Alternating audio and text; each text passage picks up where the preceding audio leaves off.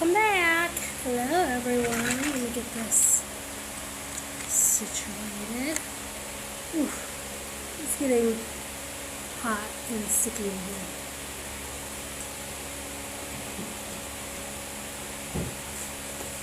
Okay, my name is Kim and I'm here to teach you a little bit about upholstery. Today we're making a box cushion for this seat. Already today we stripped the chair, we made patterns, we measured and cut foam, we put batting on here, and now we're ready to make the fabric pattern. This is going to be a box cushion. So sometimes these seats, you'll see I did finish removing all the staples. Sometimes these seats can get wrapped and stapled with one piece of fabric, and sometimes in order to maintain the shape, the sharp shape, you have to create a box cushion. So that's what we're going to do. It just needs a box top, it needs welt that goes around the sides, and it needs the box sides that go this way. So that's what we're going to cut our material. Before we cut our foam, we traced the seat, you can see, with the 1/2-inch seam allowance onto a piece of fabric before we put all the material on there, so we can make sure that this cushion cover was made to fit this piece, the substrate piece, precisely. We did not take into account the batting and the foam on those measurements because they are slightly larger. This will squish everything down to make it fit exactly to the shape. So we traced that substrate on this material with the 1/2-inch seam allowance in place, which means we added a 1/2 inch along the edge of it to make sure that we could run that through the sewing machine. So when we sew this, it's exactly that size. So I've already got that traced here. I'm going to cut that out of this material, and then we're going to trace it onto this material so that we can cut for the rest of the seats. We're going to cut out all the seats today, but I do want to trace this pattern before we move on to sewing it so that I have captured that pattern on this fabric. So the first thing we're going to do is cut this out. Then we're going to set it on top of this fabric, trace it on there, so we have that. Then we're going to measure for the box sides, and then we're going to measure for the welt that goes around it, so that we can take those down to the sewing machine and sew those all together. So I'm going to get this turned around. If you guys have any questions as I go, leave them in the comments section. I come back through and I try to answer questions periodically. You can get to answer those questions if you don't stick around for the whole hour. You can get to answer those on YouTube when I upload this live replay to YouTube. You can even answer or ask questions in those comment sections and I'll answer them. I also have a group on Facebook called the Local Upholstery Club. It's a private group that you can join, and if you're working on projects from home and you get stuck, you can tag me in a post and I can help you with it. I'm not the only professional in that group. There are a lot of professionals in that group who've been doing this for decades who are happy to answer these questions too. And there's no unsolicited advice allowed, so nobody's going to hop on there and jump down your throat about anything you might be doing wrong. They're not going to give you unsolicited advice. They're only going to give you advice if you ask for it. So let me flip this around so we can get started.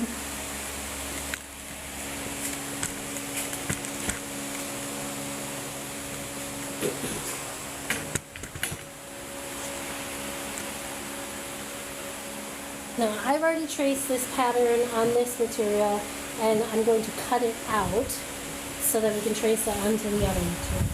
I've got my center marked on my fabric too, so that I know where the pattern lines up, so that my patterns are going to be straight lines all the way down. Luckily I have these stripes on this pattern to make it easy to line those up. Sometimes it's not as easy, and it's very easy to cut this up crooked.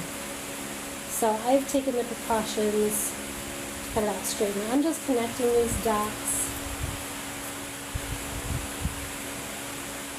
as I cut. Make sure you guys can see everything.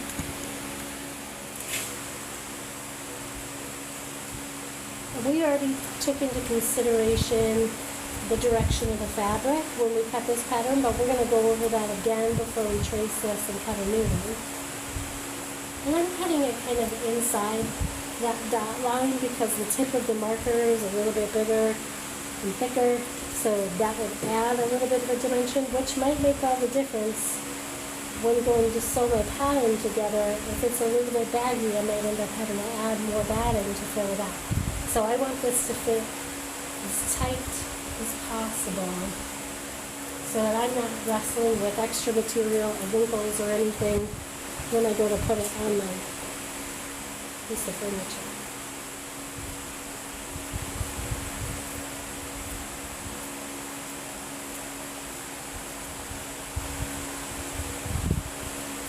Now the other thing I want to be sure of before I trace it is that this pattern is symmetrical, because my human hands aren't always great, and it's not always going to be symmetrical when I cut it.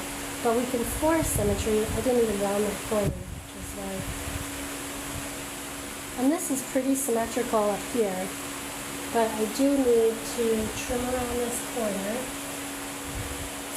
And that was because I couldn't see to mark the back of this as well. And then I want to flip it over and make sure there's no discrepancies on the other side that are going to trip me up. This looks a little long here, so I want to make it match by trimming it. Awesome. So now I want to trace this on this material. And I would typically trace this on the back of the material, but I need you guys to see the different directions that the material goes in. So because I have the exact shape that I want, I'm okay with tracing this on the foot with a Sharpie, because I'm confident it won't mess up. But you should not do that, because if you don't have the practice, you can really mess your stuff up. So I need to put this pattern on this material, and I would like to line up these stripes so that every seat looks exactly the same. And I also need to get it as close to this edge as I can so that I don't waste fabric.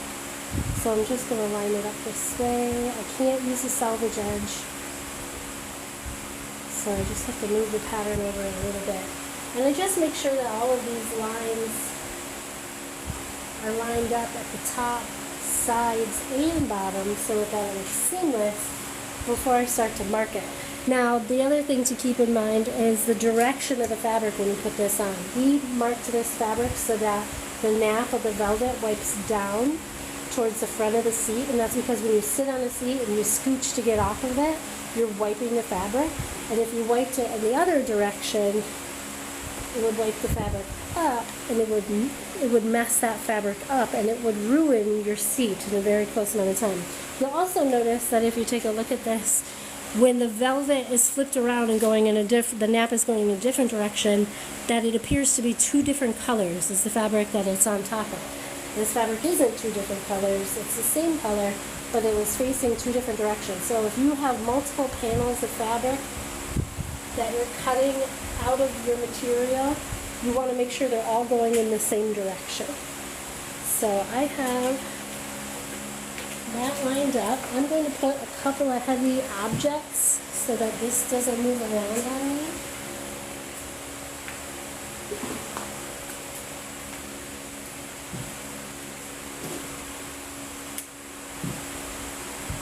Just to lock it down. And then I'm using a Sharpie so you guys can see that I'm just tracing around the edge. Now I need 4 of these total. I'm only going to trace 1 for now because we can come back to it when I go to do the rest of the chairs. And I just want to be able to move forward with the rest of the chair after I mark this down. But I need this pattern because I've already covered up my seat with foam and matting, so I don't have anything I can trace that's reliable. If I trace what I have, it's going to end up being too big when I go to apply it because it'll take into account the seam allowance, the batting and the foam that I cut just to be a little bit bigger so that it squeezes into this cushion cover when I'm done. Okay, so now I have that marked, and then I have that pattern to use for the rest of the chairs. And we're going to go ahead and use the one that we already cut. The next part of the material that we have to cut is for the box sides here and the welt piping that goes around, which uses this welt rope inside fabric. So we have to cut for those. I'm going to flip the fabric around and do it from the other end because this is not a nice clean squared off edge. I need to make one from the other end. I'm just going to hold on to this pattern here until I'm ready to move on to the rest of the shapes.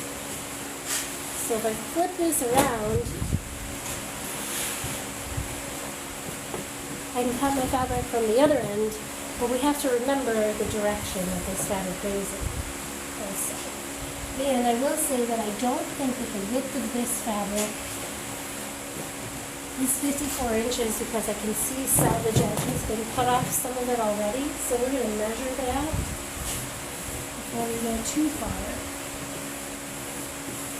You always want to make sure that your fabric is laying nice and flat. You don't want any wrinkles anywhere. I'm only going to be using this much, so I've made sure that a lot of my material above it is also laying flat so that I can get the most accurate measurement. I also like to use my T-square to sort of push the materials out and to make it sort of irons it to the table.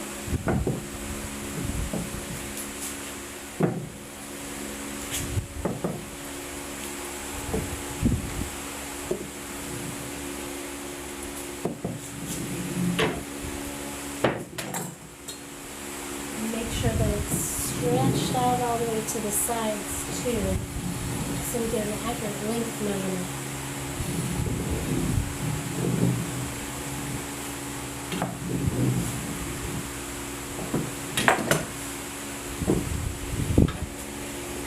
That's pretty close. So first I want to measure the length of this, because we know 54 inches gets us just around the front. It's just 51 inches. So I'm going to cut 2 panels of this at the thickness of the box side and 2 panels for the welt too, so that I can get around the seat one time. And I'll show you what I mean by that. This measurement, I'm going to cut the thickness of the foam, which here is 3 inches with all the batting and material that I have on it and with the substrate. But I also need to account for the 1/2 inch seam allowance at the top, so already we're at 3.5 inches. And then I also need enough material to wrap and staple under here, which is going to put me at 5 inches. But I do need to be able to pull that material with my hands, and for that I need at least 2 inches. So that's going to put me at 7 inches to create the box size. So I'm going to cut 2 panels of this at 7 inches. And I'm going to fold this in half to make that a little bit easier.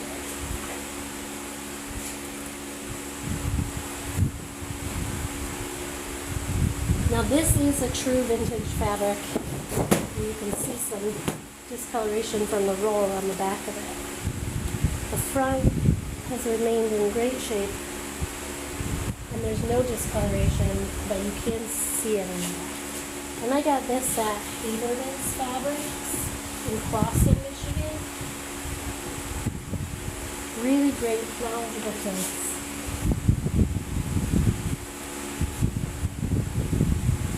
So this, I'm just making sure is folded exactly in half. This is just going to shorten the distance I have to measure and cut. Make it faster to get the part of the project done. And the first thing I want to do is square off this edge because I'm not sure that that's square. So I'm going to use my T-square.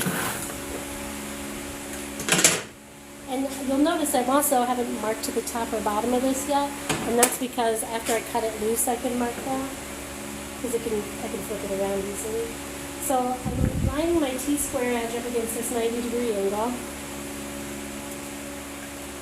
And I want to square off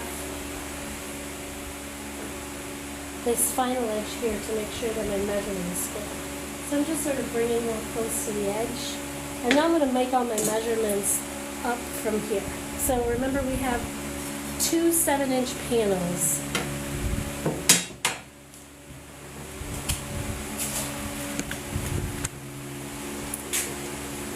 Pull my table away from the wall a little bit. So aligning my T-square up with this line to make sure I keep my measurements square. I'm going to I'm going to let the rest of this fabric go down the back of my table so it gets it out of my way.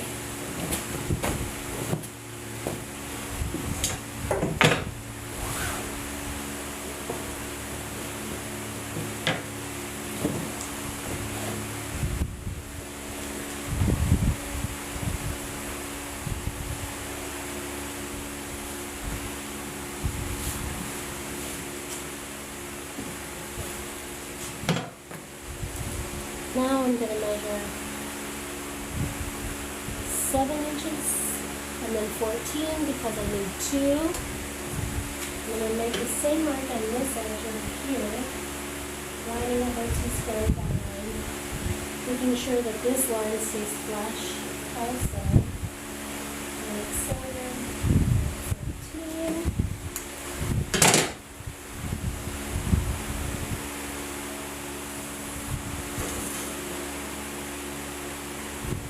These dots. And now I have my 2 7-inch panels that I can sew together to make one 7-inch panel that goes around my whole entire seat. The next step is to measure for the welt. So I'm just going to pull this up a little bit. And this is my welt rope. This is 3/16 inches in diameter. And so that matters when it comes to deciding how thick, how wide we make our straps that are for using for welt. So in order to measure that, these come in all different shapes and sizes. So you'll always want to measure, but I will say 3/16 is pretty common. It's like the most universal size. When I sew this, my fabric is going to wrap around and fold in half. And when I do that, I want there to be a 1/2 inch on this side of the rope. So I need to measure this so that there's only a 1/2 inch on that side of the rope and it comes off to this other side. Now at a 3/16 inch welt cord, you're looking at 1 3/4 inches wide to make sure that when you fold that in half that you get a 1/2 inch seam allowance. So I need 2 strips of fabric that are both 1 3/4 inches wide. And for that measurement, it's easier for me to manipulate this tape to make a dot here. And another dot up there. It's imperative that this measurement be precise because the welt is what you're sewing up against. So that is determining your seam allowance, and we are measuring for a 1/2 inch seam allowance. So if you eyeball this, when you're going to sew it, it's not going to be straight because the welt is what's determining our seam allowance. So I've got both of those sides marked. Now I can connect these dots.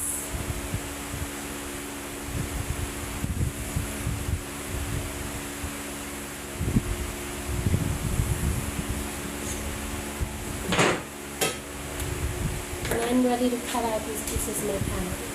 I'm going to pull everything back on the table before I start cutting to make sure everything stays straight. Find my sharp scissors.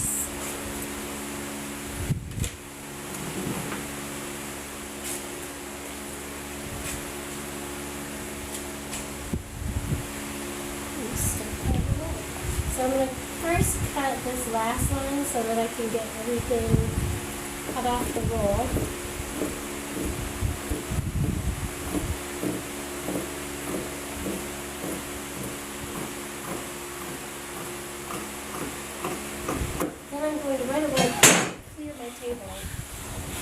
Get my fabric off the floor so it doesn't get messed up. Now I can turn this so that I can access these cuts much easier. And that's what we're going to do. So now I'm going to cut each one of these out.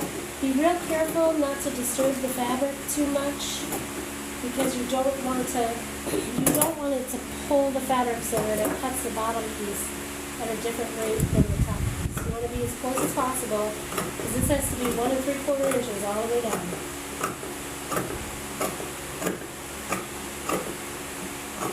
And these are going to have to get sewed together, and I already know that I'm not going to be able to use the seam allowance, so I'm going to cut that off so I don't have to worry about it.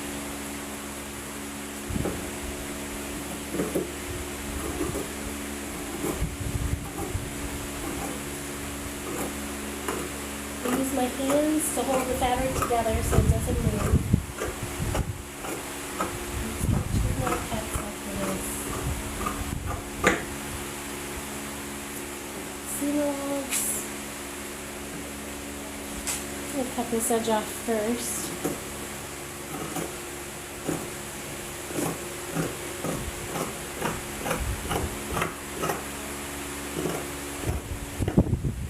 Definitely want a nice sharp pair of scissors for this. If your scissors are dull, you probably won't be able to cut through 2 layers of fabric, and your cut might look all like gnarled up.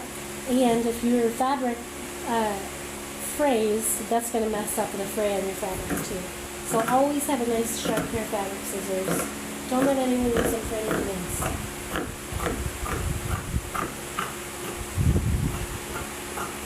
Thing goes here, we can't use the salvage edge, so this has to come off right away.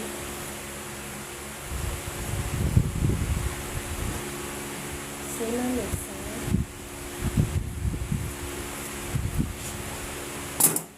And now these are ready to sew together, but first we want to mark the neck. We want to wipe it with our hands to see what happens. When I wipe it this way, it is rough. When I wipe it this way, it is smooth. So this is the top of my fabric, and this is the bottom. So let me double check that. Smooth, rough, smooth, top. So I'm going to mark that in a few different places so that I don't get confused. Top, top, top. Same goes for this one. Smooth, rough. Smooth, top, top, top. So these two will get sewn together like this, but we have to make a piece. I'll show you. We have to decide where we want to put the seam, and that's not going to be in the front and the middle. I'll tell you that. So we'll figure that out in a second. And these are also going to get sewn together. But when we sew the welt together, we want to sew it on the bias. If we sewed it together like this and opened it up and then doubled it over, that's like 4 layers of fabric right there, and it's going to be real chunky. I'm going to show you how to make that so that it is invisible, an invisible seam. Now, we have to decide where we want these seams to be. And 54 inches was enough to get us around here, but this is 52 inches. So it might not be enough to get us around the sides, but I'm going to check. It is not. It stops there. So now we need to make a creative decision, and I think I want to put the seams right here in the corner. So to do that the most accurate way possible, I'm going to take my box top.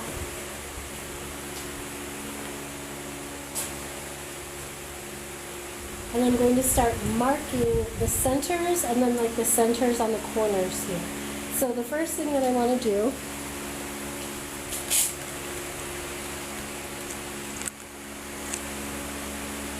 is fold this in half so that I can mark my center. So I fold it exactly in half, and then I'm going to take a pair of scissors and I'm just going to snip off the tip of the corner at the top as well as the bottom here, and that's going to make an arrow. I don't know if you can see it. It shows me where the center is on this, and that's going to be helpful for me when I'm sewing my box cushion sides on to help keep everything normal. We'll go over that when we get to the machine.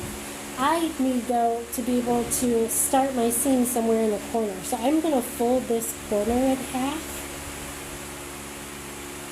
just so it meets the other side, and then I'm also going to snip that, and then I'm going to fold this back in half,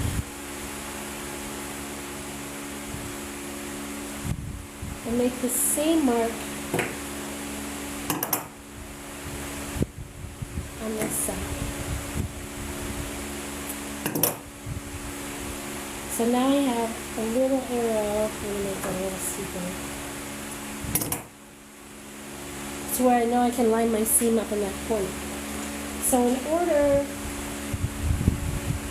to make sure my seam lines up about in that corner, I need to measure the distance from this little notch to the notch on the other side so that I know how long to make this panel. So first I'm going to measure the literal distance, and that's going to be starting my ruler up here on the side and following every curve also. I also want to be very careful not to stretch my tape because it is stretchy. I'm just laying it on top so I get the most accurate measurement possible. So I'm just going to run this all the way to the other notch. And I'm going to measure that twice to make sure I get the same measurement. Just in case, before I cut my material. Because I do have limited material. So I'm getting 20.5 inches this first time around, and I'm going to do that one more time.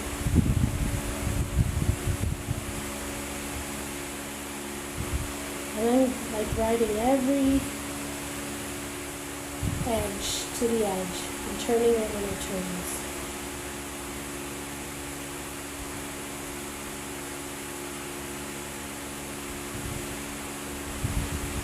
.5 inches. So the literal length is 20.5 inches, but I have to add a seam allowance on each end to make sure that that seam will line up in that area. So 20.5 inches, I actually need it to be 21.5 inches, so a ½ inch on either side. So I'm going to write that just so I don't forget it. So when I cut these panels, I need one of them to be 20.5 inches long, and that's going to be the front end of this.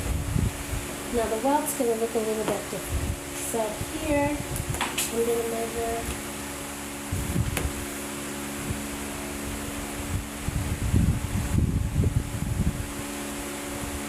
20.5 inches down, or sorry, 21.5 inches down.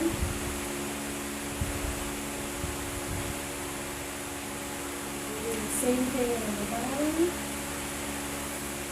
and it should, the line should follow all the way down on this very straight stripe fabric, and it does, so I can just follow the line of that fabric and cut it off. Now this is my front panel, so I'm going to mark that with an F, because that gets sewn to the front of it. And then the side panels have to wrap around and go to the back.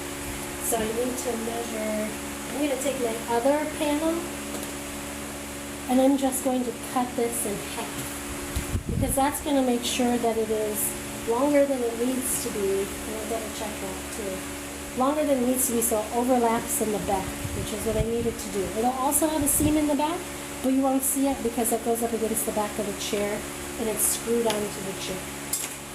Otherwise, I might also make a seam in these corners and then cut 4 panels. But we don't need to do that. We can have this in the back of the chair.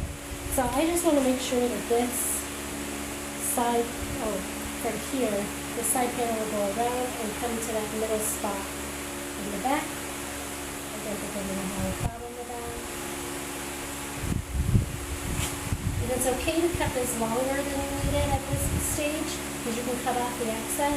And it literally does not go. It does not go all the way to the back. So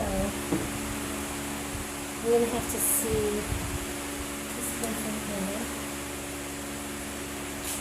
We might have to cut another strip because it is just like an inch shy of being long. Oh, that's not the right side.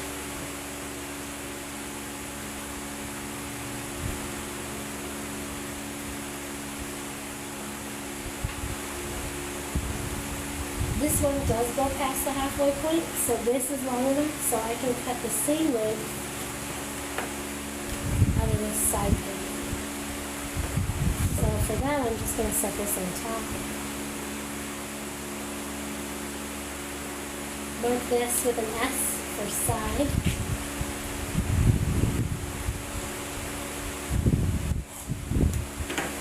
Mark the end of that, and then take it back so I can cut it. So these 2 pieces are actually going to get sewn to the front panel. in there. And that's going to create the whole side around the box. And then I have my welt, which I'm just going to sew together end for end and use that as one continuous piece that goes around the side. So now we are ready to go down to my basement to start sewing this stuff together. I have my welt, my welt cord, my welt fabric, my box sides, and my box top. I'm going to just take a second here to answer any questions you guys might have, and then we're going to go down to the sewing machine. Welcome, those of you who are here. If you're learning anything or just enjoying hanging out with me today, if you could just tap on the screen as violently as possible while you're here. Whenever I remind you to get those likes up, I typically get anywhere from 25,000 up to 100,000 during these times, but usually I'm here for 5 hours at a time. I'm only doing these in 1 hour increments now so that you guys can learn as much as possible in one sitting. So if you're here and I'm talking, or if I remind you, just tap on the screen as violently as possible for a few. There's a little pink heart that shows up in the left-hand corner here. If you keep tapping super fast, you can get that pink heart. It turns into a meter, and then it races to the end, and it throws you a party. It's fun for you, fun for me, fun for everybody. I'm going to go through here and see if there were any questions. I don't see any. Lots of viewers. Not too many questions. Okay, now I'm going to take this and take you guys downstairs to my basement studio so that I can sew this together. Where is my... Open this door.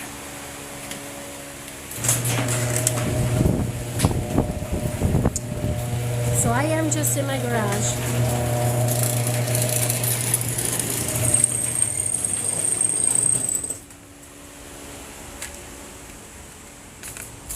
I do most of my work out of my garage, but I also work out of my local makerspace as well. Okay.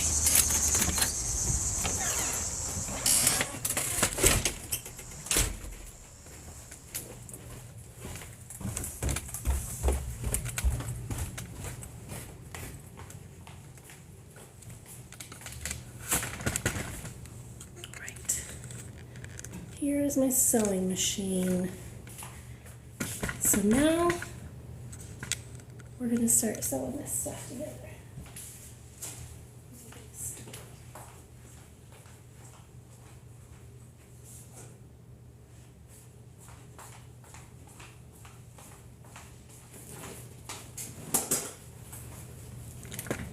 I use an industrial sewing machine to sew. You don't necessarily need an industrial sewing machine, but it is going to make your life better if you have an industrial sewing machine, because they sew through thick materials better and they last a lot longer, whereas a domestic machine might start to fall apart after a few uses. Now I do need to go get my thread, so just give me a second, I'll be right back.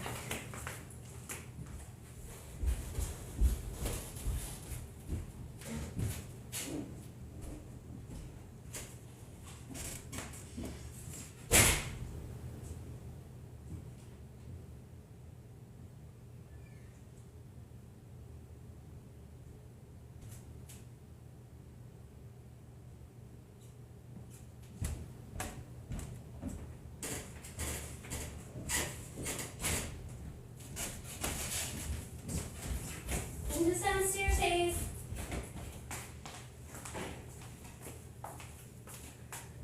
Oh no. I forgot. I don't have anything for this to...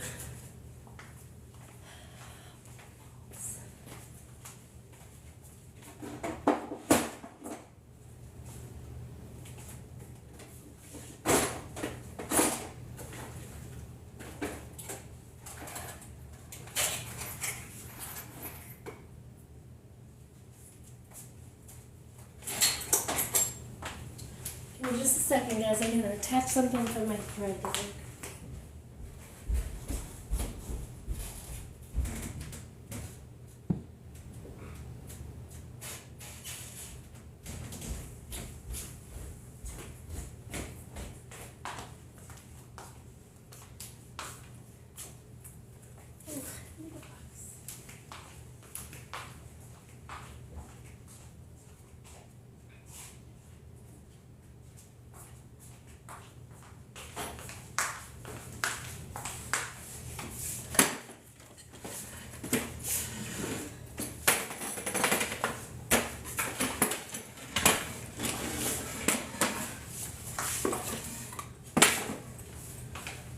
So in order for this thread to work properly, it's got to come out and go straight up before it comes down to the machine. And this machine doesn't have a hook for that. So I'm going to make one real quick straight above here. Ooh. In the rafters in my basement. I forgot.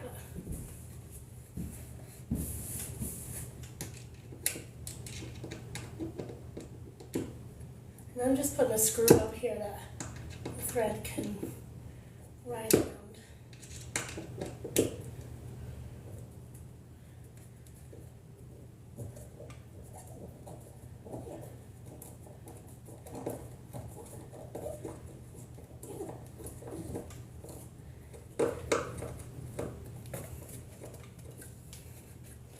Okay, so now I can bring this up and over the screw. That should fix that problem.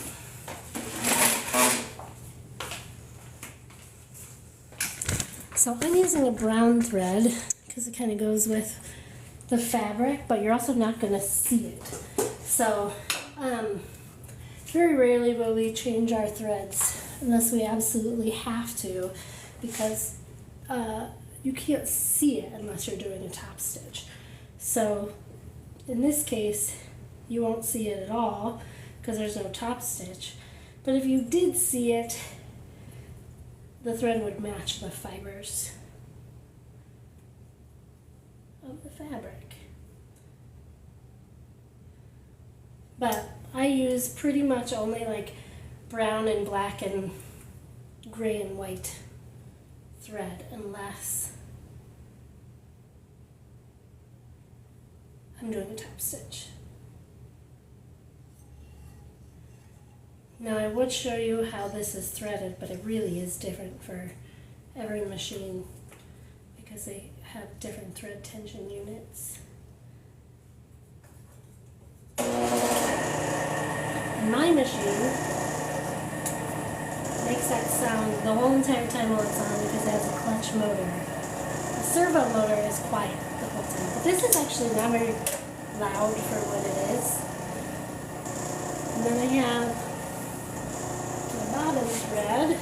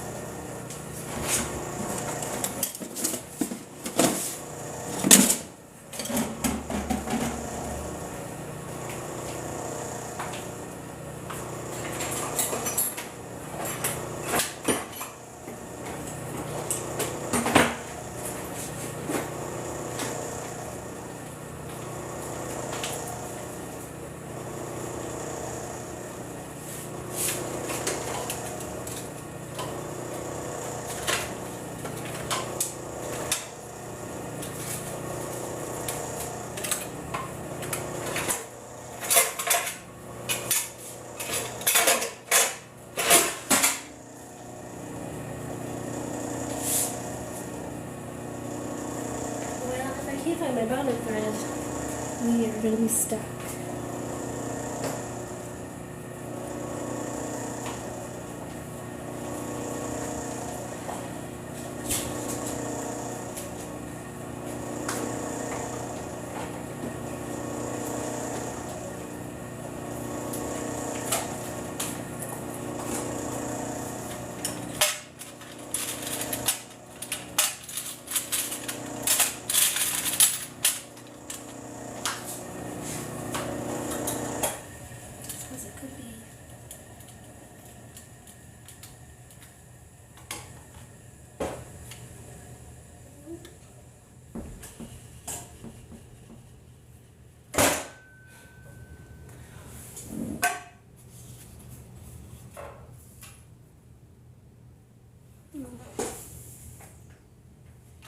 Well, guys, without a bobbin, there's not much I can do.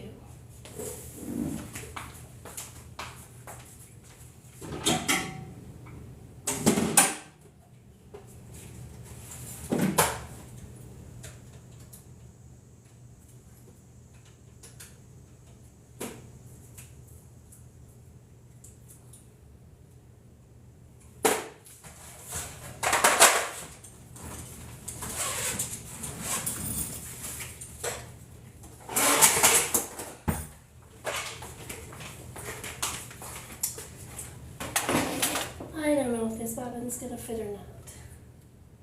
We're gonna give her a go. First, we're gonna have to wind it. Nope. It won't fit. So that's it, I guess. No sewing today.